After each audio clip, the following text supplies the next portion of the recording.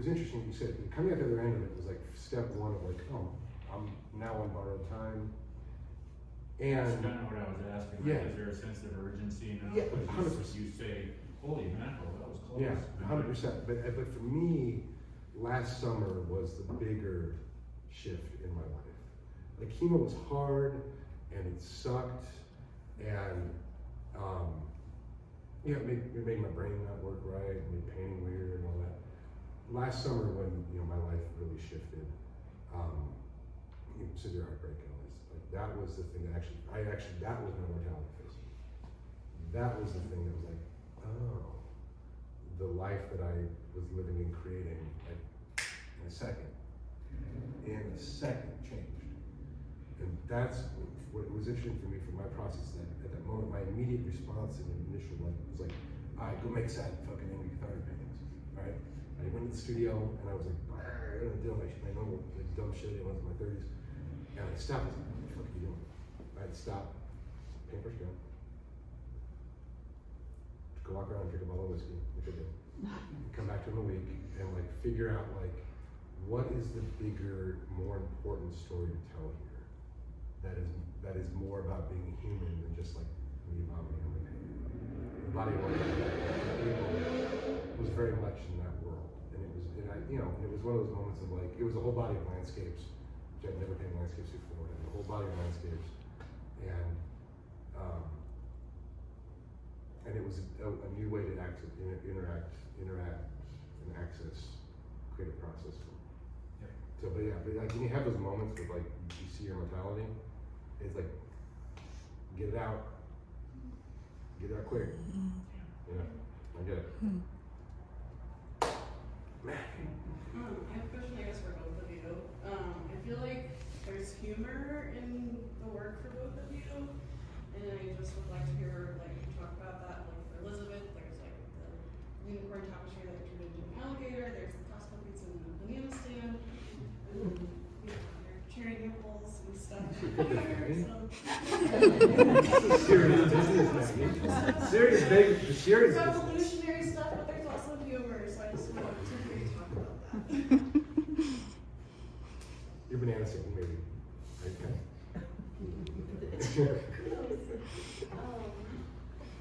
You answer that. You go first.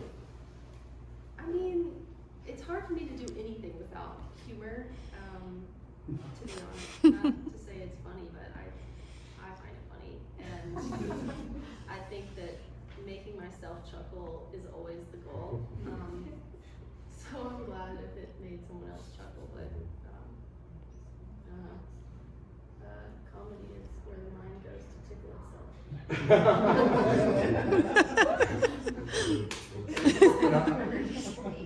That's from The Office. Oh, really? Ricky Gervais. That's funny. I think we both, are pretty silly people. I don't know. I've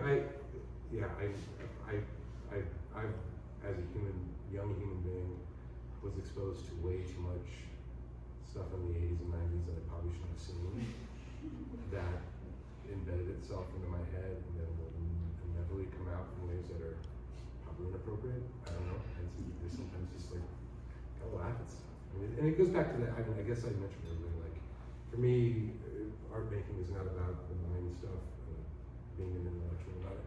It's about the emotive stuff. It's about the emotional content and the kind of sensual content, meaning that you can feel something. And like humor is definitely that. Like giggling it's the best time of the day, you know? Giggling and eating tacos are the two best times of the day. That's a good question. What other questions? I have a question for Elizabeth. Which one was your first and which was the last in the 10 levels? That's a good question. The one with the butterfly, Georgie, was the first. Really? Yep. Which feels like the best one, to be honest to me, because that's the one I took the longest on. I took like 2.5 months on that. And then I realized, girl, you're not gonna finish this if you do that with all of them. So I really had to get in here. I wish I could have taken 2.5 months on each piece, but if you look close, technically it's probably not the best. But I feel like it has the most variety in it and things going on. Okay, and the last piece was the pizza.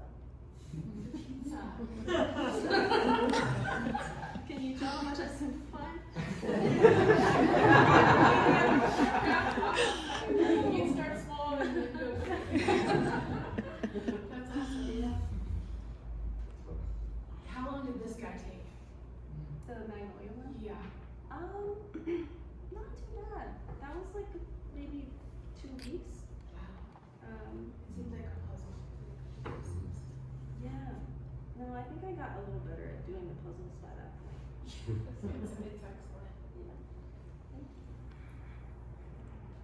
Elizabeth, when you talked about going into like the room of materials to kind of pick, once you kind of had a sketch or a drawing of what you're gonna do, obviously that probably your brain didn't stop outside of that room, so like I would love to hear what was probably the most random thing that you took apart or like procured to make a piece of these. Like materials Yeah. that I found outside of my room. Outside of the room of materials. Yeah. That was probably one of the hardest things about this is like saying you don't need more materials. Like literally every color of tile and every metal and thickness of metal, like you need to chill out. So that was like kind of a challenge, was like just saying, okay, use what's in here because you've already got so much. So yeah, but I think I went and bought other materials for most of these. I ended up doing that because I just was like, oh, but it could be so great if you actually went and got that thing. So the restore. Restore. Yeah. He saw me at the restore a We lot. hang out at the restore. We have our conversations at the restore. Yeah. He's like, what are you looking for? And I'd be like, blah blah random thing. But that was my favorite part of this is like some of the materials I had to like hunt down and find, scour the internet, and then some pieces just like found me at the restore, and you're like, this is what I needed. Like the stone laminate, it's like in most of the pieces actually. Like the dark stone laminate I got from the restore, and I don't know, it just worked so well for so many pieces, and I didn't plan on that, but the materials that I really tracked down was this like confetti acrylic in the skull back there. It's like handmade in like Czech, whatever. So I'm like, I don't remember what they're called. It's from Prague. Some person made it. So anyways, that was like so fun to like gather this stuff, but really hard to just be like, we have enough. Like, stop, chill, yeah.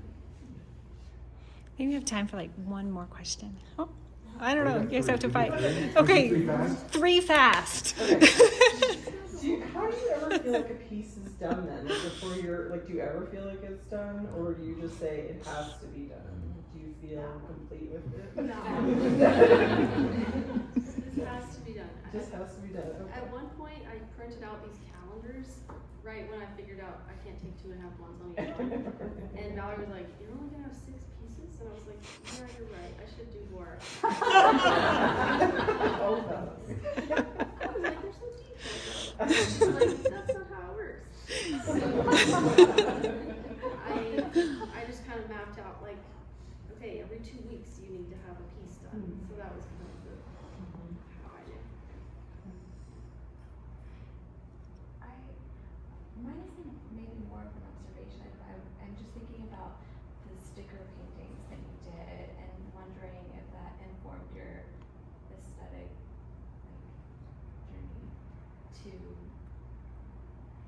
make cut out pieces. Yeah, I think I like,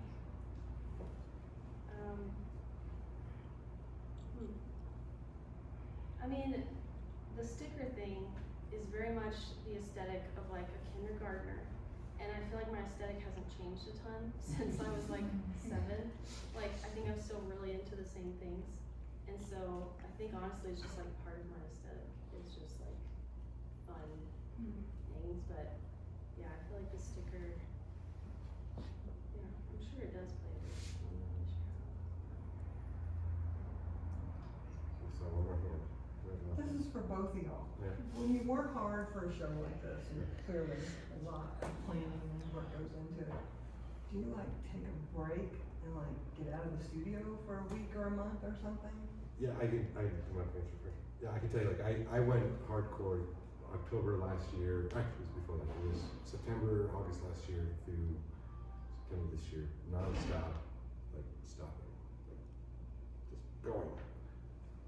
Deliver the work, and I haven't been back in the studio on purpose in 3 weeks, which is really weird, like, really weird. It feels so weird. Yeah, like the first 3 days I just kind of wandered around my house, like, I don't know what to do. I guess I'll move that there, and I just kind of, okay, let's. Show hole, yeah, it's called a show hole. I mean, that's very much it's a real thing, show hole. It's like, you know, especially like, you know, one thing essentially about the visual arts is like, if you're a musician, like, I've been fortunate, I've made music since I was 14, so music is fun. You write a thing, make a composition, and you get to perform it over and over and over, and relive it and relive it and relive it until it gets boring. In the visual arts, like, we spend a lot of time by ourselves, creating a thing, busting it out, usually for an exhibition. Show goes up, you have one opening night thing where it's like big and fun. You're like, it's like you're at a wedding where you're like shaking hands, kissing babies, and you're like, and at the end you're like, what just happened? And then you just go home and like, okay, now what?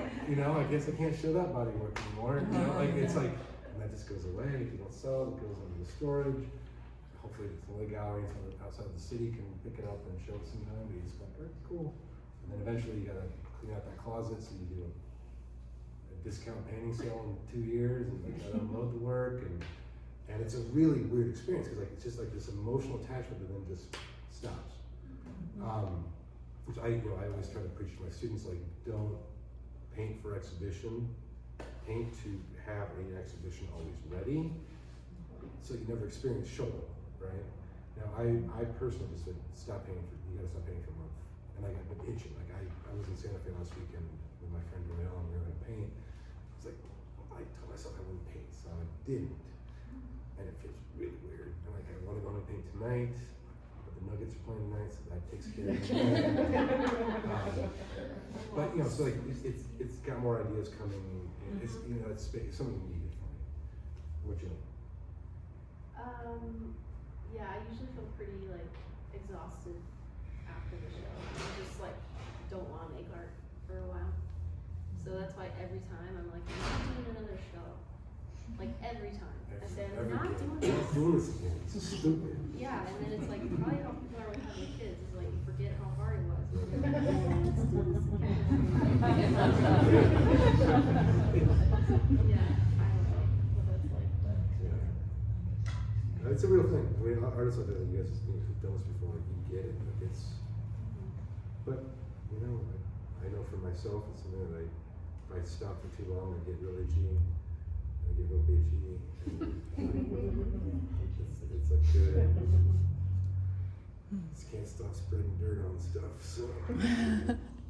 thanks for all the questions. Yeah. Yeah. Yeah. Thank you guys. That was really interesting. Yeah.